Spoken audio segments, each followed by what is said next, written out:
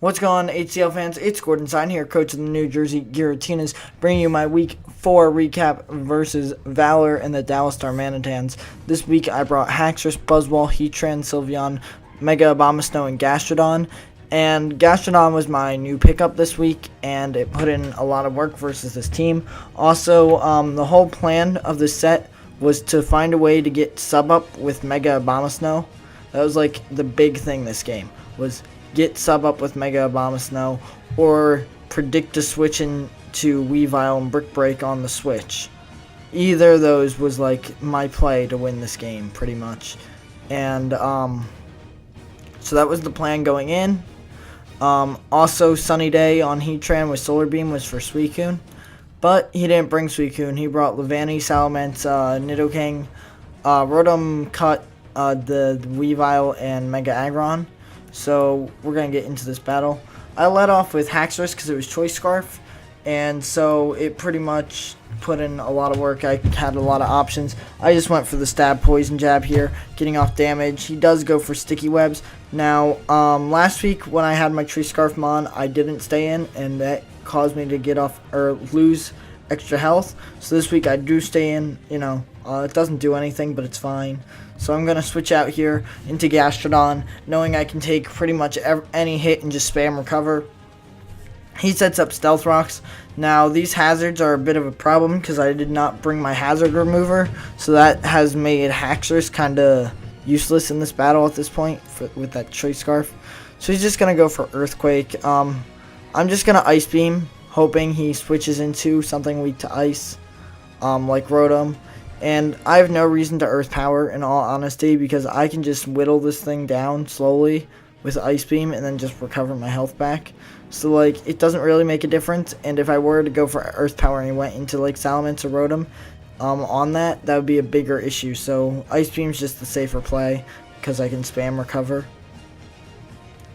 So, as you're going to see here, he's finally going to switch out into Weavile on a recover. And now I want to switch out to preserve my leftovers, so I'm going to go into Buzzwole, knowing I can hit him for super effective damage. He goes for knockoff. It's not very effective, but what I did not realize was Weavile got Aerial Ace, so unfortunately I do lose Buzzwole early on in the battle. So I bring in Heatran here for free, though, on Weavile. And so he's obviously forced to switch, and he's just going to sack off Levani, seeing that it got up webs, and I don't have a defogger, so like he can freely sack that off. Now I'm going to stay in here since I have a Shuckleberry. I'm going to live that Earth Power, and I'm just going to fire off a Flamethrower to put this thing in range of an Ice Shard.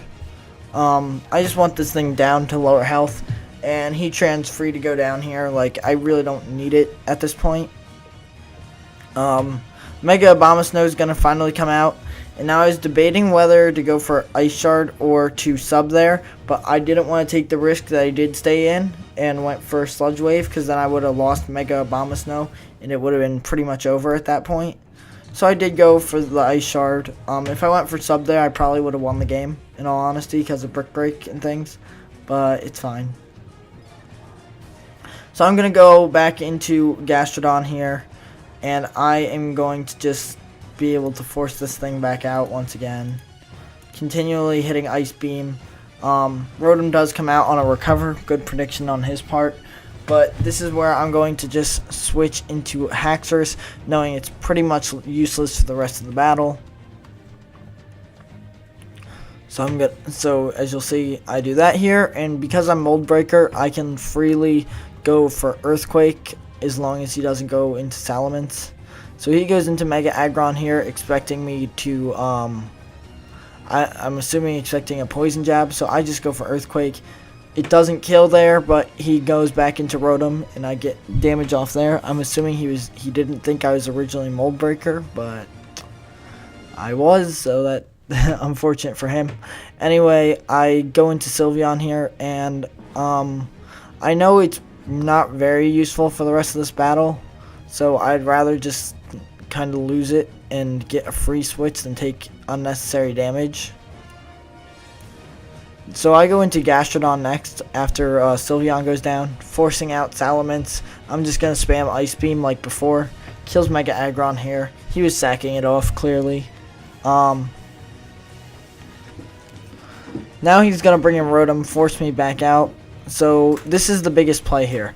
I go into a Bomb Snow, get put down to 50%, and he's going to go for Leaf Storm, and he's going to miss. The miss sucks, definitely, because it was a roll. Because you'll see here, I'm going to be free to set up Substitute, predicting the switch. And so it was a roll. If he got a low roll, I still would have had enough health to put up sub. If he got a high roll, I wouldn't be able to put up sub. However, like I said, I predicted the switch with the sub. I predicted the switch into Weavile by subbing there. So if he did hit, I probably would have still clicked Brick Break, predicting the switch the next turn. Even though I wouldn't have had sub, I would have just clicked Brick Break and been free to kill Weavile on that switch. And so at the end of the day, it didn't matter too much. Plus Gastrodon, plus the combination of Haxorus and Gastrodon were going to kill Rotom. So again, it didn't matter too much. And then I'm just going to Ice Shard my way to victory. It still sucks. I would have rather have him hit and seen which way the roll went, you know, and see how it would have played out, because you can do a bunch of what if scenarios, like, oh, I would have predicted this, oh, I would have, you know, you can do a bunch of what ifs. So I would have much rather him hit and just seeing what would have happened. But it's the game we play. You run a move with not 100% accuracy, there's a chance you're going to miss it, so it happens. Still good prep on Valor, good game to Valor. It was a fun battle. Definitely smart bringing all those hazards, because I had no way to get rid of him. I think he knew that, seeing that his team, Darmanitan, kind of scared away. It scared away Fortress, along with the fact, well, no, I dropped Fortress for Gastrodon, that's right. Weavile scared away my two Defoggers, pretty much. So it was smart to bring hazards on his part. But I still was able to pull off the win. And with the 3-0, I'm still behind Mike, but I'm in close second in my division. Still with a 4-0 record, same with Mike, so it's going to be close. We're battling for that top spot. But other than that, I got my battle against Red in week 5, and until then, I've been GordonSine, signing off.